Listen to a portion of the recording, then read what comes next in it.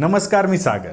तुम्ही बघताय इन्फो गप्पा. सर्वात आधी इन्फो गप्पाचे सबस्क्रायबर आणि व्ह्यूअर्सचे मी मनापासून आभार. अशा जम्पिंग टेक्नॉलॉजी विषयी वाढ करत नाहीये, तर सोबतच कारच्या सुरक्षिततेतही मोठा बदल घडवून आणतंय. जम्पिंग टेक्नॉलॉजी ही कारच्या सस्पेन्शन सिस्टीमवर स्लो होऊ शकतो. जम्पिंग टेक्नॉलॉजीमुळे कार अशा अडथळ्यांवरून, खड्डे, छोटे मोठे दगड यावरून सहजतेने उडी मारते आणि प्रवास विना अडथळा पार होतो. या तंत्रज्ञानामुळे कारची सुरक्षितता कित्येक पटीनं वाढते. समजा कुत्रं किंवा मांजर आलं किंवा अगदी अचानक छोटा खड्डा आला तर कारचा कंट्रोल सुटतो. आपल्या आजूबाजूला ऍक्सिडेंट झालेले असे कित्येक उदाहरण आहेत.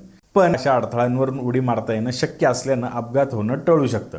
याशिवाय असंही BYDचं म्हणणं आहे.